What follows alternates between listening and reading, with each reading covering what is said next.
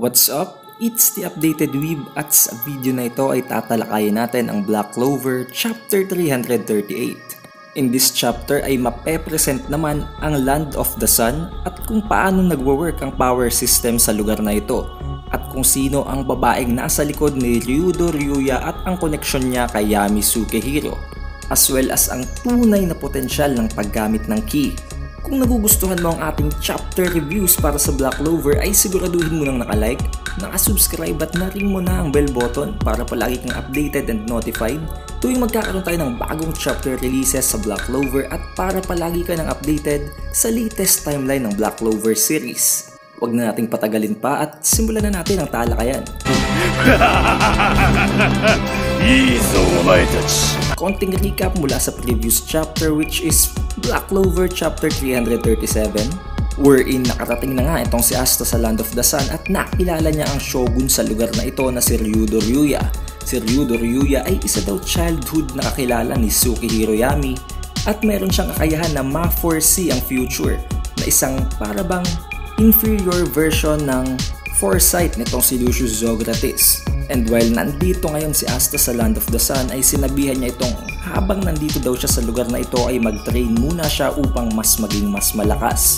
Then proceeding naman sa chapter at hand which is Black Clover Chapter 338, pinakaunang page pa lamang ay makikita nating nasa Land of Sun na nga itong si Asta habang nare-realize niya na dito nang galing o ito talaga ang homeland ng kanyang captain na si Yami Sukehiro. But still, being worried about what's happening nga sa Clover Kingdom na kung saan siya ay nanggaling, gusto niyang malaman kung paano siya makakabalik ngayon sa kanyang homeland. However, sinabi naman itong si Ryudo Ryuya na hindi niya kailangan mag-alala dahil hindi pa naman daw gagawa ng isang move itong si Lucius Zografis anytime soon. It might be because dahil sa sinabi nga ni Lucius Zografis na hindi siya gagawa ng move within 7 days dahil after 7 days lamang sisimulan ang Judgment Day. Then Asta asks Ryudo Ryuya kung ano daw ba talaga ang shogun since hindi naman siya quite familiar sa term na yun dahil nanggaling nga siya from a different country. Sinabi naman ni Ryudo Ryuya na ang isang shogun daw ay parang isang katapat ng isang wizard king kung ikukumpara sa Clover Kingdom. Which made Asta very surprised since alam naman natin kung gaano kalakas ang Wizard King at kung ano ang kailangan upang makuha ang pwesto na yon. At kung ikukumpara siya ngayon kay Ryudo Ryuya na nasa harapan niya, it only means na talagang napakalakas at napaka-skillful nitong si Ryudo Ryuya in order to be able to take that position of a shogun. Habang sinasabi naman nitong si Ryudo Ryuya na bakit daw hindi na lang tawagin siya nitong si Asta ng Ryu. The thing is, hindi daw maramdaman itong si Asta na malakas itong si Ryu dahil wala daw siyang nararamdamang magic power na nanggagaling sa kanya. Habang surprisingly nag-a-agree naman itong si Ryudo na totoo daw na wala siyang magic power at hindi siya ganun kalakas. Nalalo namang nagpagulo ng pag-iisip ni Asta dahil paano nga naman makaklimb up ni Ryu ang posisyon ng shogun kung wala siyang magic power at hindi siya malakas. Nagalit naman ngayon ang babaeng kasama ni Ryudo habang sinasabing bakit daw ganito na lang ka-disrespectful magsalita itong si Asta sa kanilang shogun. However, sinabi naman itong si Ryudo na okay lang naman daw yun. But still, nararamdaman ni Asta na talagang galit ang babaeng ito judging from her ki na dahilan kung bakit natatakot siya ngayon at nai-intimidate siya as if ayaw niyang lumapit sa taong ito. Then here goes Ryudo Ryuya na naman habang sinasabing alam daw niyang shocked na shocked ngayon si Asta dahil ikaw nga ba namang magising na lamang ng nasa ibang country na nang walang kaalam-alam. Kaya instead na mag-usap-usap na lamang sa loob ng kanilang shrine, naisip niyang itour na muna itong si Asta at magkaroon ng konting sightseeing sa Land of the Sun. Then seeing from the next panel, makita natin na talagang highly resembling ng Japan nga ang Land of the Sun maging ang structures at ang mga sinusuot na clothing ng mga taong nasa roadway. And eto na naman si Asta, amazed na naman sa kanyang mga nakikita dahil wala nga namang gantong culture na makikita sa Clover Kingdom dahil napakalayo nga ng differences ng pamumuhay sa Clover Kingdom at sa Land of the Sun. The next panel may kita natin ang mga opened up scrolls at from these very scrolls ay may naglabasang mga magic. Specifically, these are spirits or parang mga embodiment ng mga animals made up of magic. na ipinagtataka naman ngayon itong si Asta dahil bakit daw may mga gumagamit ng magic sa lugar nila nang hindi gumagamit ng Grimoire. Kaya inexplain naman itong si Ryu kung ano talaga ang nangyayari. Sinabi niya na instead na gumamit ng Grimoire, dito sa Land of the Sun ay gumagamit sila ng scrolls. Gumagamit sila ng scrolls upang makagawa ng sorcery. Sorcery naman dahil kung ihahalin tulad natin sa Clover Kingdom na gumagamit ng magic upang makapag-exert ng magic power, dito naman sa Land of Sun gumagamit sila ng sorcery upang makapag-exert ng sorcery power by the use of scrolls. Simply said, para di tayo maguluhan, dito sa Clover Kingdom ay gumagamit sila ng Grimoire upang makapaggamit ng magic, whilst dito naman sa Land of the Sun ay gumagamit sila ng scrolls upang makagamit ng sorcery. As of now, ang alam pa lang natin dito ay parang magkaiba lang sila ng tawag sa magic power and sorcery dahil wala pa namang gaanong explanation at demonstration kung ano talaga ang differences sa gitna ng dalawa. Pero siguradong as the series goes on or as the chapters continues to release, magkakaroon tayo ng mas madaming details and knowledge sa kung ano talaga ang pinagkaiba ng dalawa. Hindi naman gaano nakapag-pay attention itong si Asta sa sinabi nitong si Ryudo dahil nakita niya sa isang stall na mayroon ngang potatoes na katulad ng specialty na kinakain nilang potatoes sa Hajj Village. Now, pagpasensyahan nyo na kung mali na naman ang pronunciation natin sa Hajj or maaring Hage Village ba yan? But as long as alam naman natin kung ano yung tinutukoy, I think it's alright lang naman. Then looking at a woman in front of her na may hawak-hawak na isang child, na-realize niya at parang nagkaroon siya ng konting deja vu as if ang scene na ito ay nag-take place na before kung saan ay hawak naman ni Sister Lily, si Yuno at si Asta. However, tumatama ngayon sa utak niya ang PTSD sa nangyaring laban sa gitna ni Lucifero ni Sister Lily na na-transform into a new form against sa kanya. Then Ryudo Ryuya seemed to have felt something off kaya inilig niya ang dalawang ito into somewhere else at within a fraction of a second lang biglang nagkaroon ng napakalaking pagsabog sa kung saan nanggaling ang dalawang yon, which is caused and done by bandits. Habang nirarab naman ng bandits na ito ang mga tao o ang mga mamamayan na nasa certain area na ito na kung nasaan sila Asta ngayon. Sinasabi nila na ibigay na daw ng mga taong nandito sa area na ito ang kanilang foods and every valuable belongings, being the bandits that they are. Nag-alala naman itong si Asta kay Ryu dahil kadadaan nga lang naman itong si Ryu nang biglang nagkaroon ng pagsabog. But reassuringly, ligtas si Ryu at pati na rin ang dalawang mag-ate o kung sino mang dalawang nilalang na ito ang nasa scene. At first, Asta thought na maaring coincidence lamang ang nangyari. However, alam naman nating walang coincidence na nangyari doon dahil meron niyang foresight itong si Ryudo Ryuya.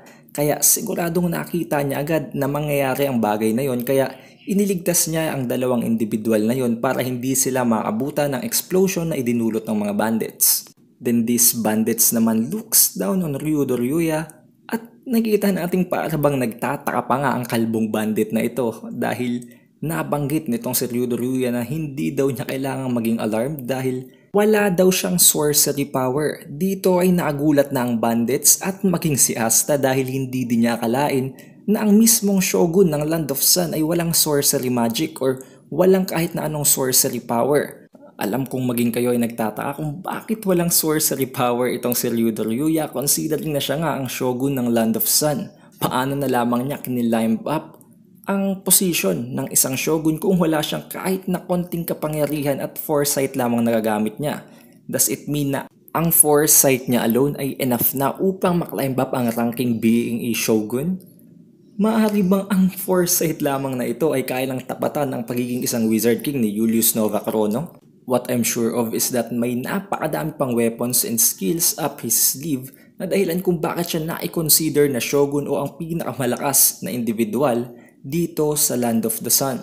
And there also surely is a reason kung bakit ganun na lang siya ka-respected by this woman na dahilan kung bakit nagalit ang babaeng ito kay Asta when he said na si Ryudo Ryuya daw doesn't actually seem that strong. So it only means na itong si Ryudo Ryuya ay isang anomaly tulad ni Asta na walang kahit na konting talent for magic, since si Asta nga ay walang kahit na konting amount ng mana. The only difference is that itong si Ryudo Ryuya ay mayroong foresight na maaring bigay din ng isang demon, or maybe si Astaroth pa nga nagbigay sa kanya ng abilidad na ito dahil pareho sila ng abilidad nitong si Lucius Zografes. The only difference is that kayang i-utilize ni Lucius Zografes ang lahat ng abilidad ng time magic. Whereas itong si Ryudo Ryuya naman ay kaya lamang gamitin ang kanyang right eye para sa foresight. Could it be na ang right eye nitong si Ryudo Ryuya ay ang mismong mata ni Astaroth, kaya hindi niya ito maipakita in the public?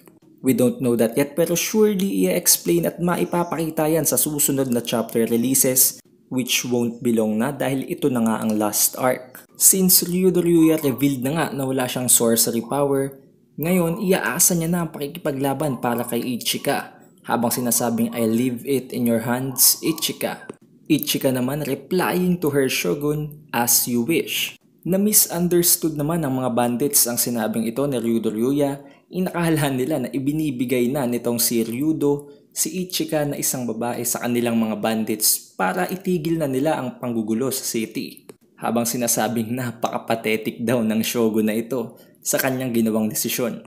Then Ichika looked as if she has entered the zone, having her muscular-looking arm overflowing with what resembles electricity, having Asta shook right to the core, entering this stance na parang isang kung fu fighting technique na agad na ginamit niya para speed blitz ang 4 na bandits. Without even moving an inch sa kinatatayuan niya na parang mismo ang after images lamang ang kinailangan niya upang talunin ng bandits na nasa harapan niya. It is as though sa sobrang bilis ng movement na ginawa nitong si Ichika ay parang hindi siya gumalaw sa kanyang kinatatayuan, however talagang inatake niya physically at nagkaroon siya ng contact sa 4 na bandits na ito. After seeing Ichika fight, napansin itong si Asta na talagang parang nag-increase ng tenfold ang kanyang ki energy at napansin din niyang parang may nag-overflow na parang darkness sa kanyang katawan. Then bigla na lang nagsigawan ang mga mamamayan na nandito sa Land of the Sun na andito na daw ang isa sa 7 Ryuzen at isa na doon ang babaeng ito na si Yami Dono, which shook Asta na naman dahil nga naman kung Yami ang pangalan nitong si Ichika, it only means na may connection siya kay Yami Sukehiro. Kaya agad niyang tinanong itong si Ichika, however Ichika replied and act violently towards Asta habang sinasabing don't approach me casually, you outsider. And while being lifted by Ichika by the face, biglang dumapit itong si Ryudo Ryuya habang sinasabing si Ichika Yami daw ay ang nakababatang kapatid ni Yami Sukehiro. At kung gusto daw niyang dumakas pa, ang kailangan niyang gawin ay mag-training kasama ang Ryuzen 7. While itong si Ichika naman ay nagsasabi kay Asta na kahit daw nadidipahan siya nitong si Ryudo Ryuya na ang shogun ay hindi niya basta-basta makukuha ang tiwala nitong si Ichika na ang nakababatang kapatid ni Yami Sukehiro. And that ends chapter 338 ng Black Clover. Isang napakalaking pasabog na naman, introducing Yami's new little sister na si Ichika Yami at ang natatagong potensyal ng paggamit ng ki energy. And the biggest surprise of all, within this chapter si Ryudo Ryuya na isang anomaly tulad ni Asta na walang talent sa paggamit ng sorcery. The thing here is, bakit hindi nabanggit nitong si Yami Sukehiro sa kanyang mga kasama sa Black Bulls na meron pala siyang little sister? Considering na hindi nga naman ganun ka-open itong si Yami, still, he should have at least given a foreshadowing or clue na meron talagang isa pa siyang kasama sa pamilya. And considering na ang mga tao nga na nasa Land of the Sun ay tinatawag itong si Ichika na Yami Dono, a Japanese name extension na ginagamit ng Japanese people whenever speaking to someone in high regards, which in English actually means master or lord. So kung itatranslate natin sa English, maaaring ang tawag sa kanya ng mga mamamayan na ito ng Land of the Sun ay Yami Master Yami or Lord Yami. That can possibly mean na maaring ang clan ng Yami o ang Yami clan ay isang mataas na level ng clan. Hindi lamang natin mapansin dahil sa appearance nitong si Yami Sukihiro na isang foreigner lamang sa Clover Kingdom. At maaring hindi nga din niya alam na meron siyang nakababatang kapatid na si Ichika dahil 13 years old pa lamang siya nang mapadpad siya sa Clover Kingdom. Kaya considering na itong si Ichika isang bata pa lamang, it could possibly be na hindi talaga alam nitong si Yami na meron siyang nakababatang kapatid. At ang Ichika na ito ngayon ay kasali sa Ryuzen 7 which might be a counterpart ng mga Magic Knight captains sa Clover Kingdom. Maaring ang Ryuzen 7 na ito ay ang pinakamalalakas na captains sa loob ng Land of the Sun na under lamang ng shogun na si Ryudo Ryuya. And basing sa mga pangyayari o sa flow ng chapter na ito na chapter 338, it looks to me na si Asta ay mag-undergo ng harsh training sa ilalim ng Ryuzen 7 including itong si Ichika Yami. Kung papansinin naman natin ang power system sa loob ng Land of the Sun, makikita natin na hindi sila purely basing their strength sa kanilang magic, but they are also using weapons. Makita nating ni-utilize nila ang paggamit ng magic sa pag-i-incorporate nito sa kanilang weapons na para bang ang magic o ang sorcery nila ay isang enhancement lamang sa kanilang mga gamit na armas. Tulad na lamang ng makita natin sa napaka-unique na paggamit ni Yami ng kanyang dark magic, na gumagamit pa siya ng isang katana upang ma-successfully ma-employ ang kanyang mga attacks. Mapapansin din natin na nabanggit ni Asta na nag-increase ng tenfold ang ki nitong si Ichika Yami nang lumaban siya sa mga bandits. So it only means na ang paggamit ng ki is not only for the sole purpose of ki sensing but as well sa pakikipaglaban. Nakita natin sa paggamit nitong si Ichika Yami na ang ki ay nagagamit niya para i-increase ang kanyang physical capacities tulad ng ginawa niyang pag-speed blitz sa mga bandits. Kaya we can expect na after ng harsh training na mangyayari sa ilalim ng Ryuzen 7 ay magkakaroon ng tenfold o 10 times the strength ng current capabilities ngayon ni Asta.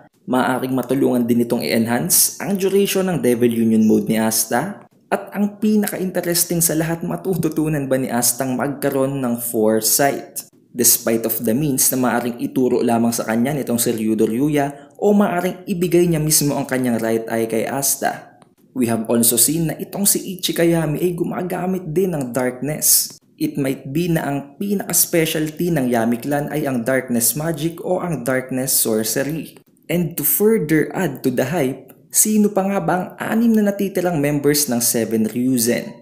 Napakadaming surprises ang naipresent sa atin ngayon ang chapter 338. And surely magpapatuloy sa pagbibigay ng napakagandang storya ang Black Clover sa mga susunod pang chapters. Ngayon, kung nagustuhan mo ang ating chapter review para sa Black Clover chapter 338, ay siguraduhin mo nang nakalike, nakasubscribe at na-ring mo na ang bell button para palagi kang updated and notified whenever magkakaroon tayo ng mga bagong chapter reviews at para palagi ka na ding nakasabay sa latest timeline ng Black Clover. I hope you had a great day and sana na-enjoy nyo din ang video. Muli, it's the Updated Weeb and I'll see you in the next one.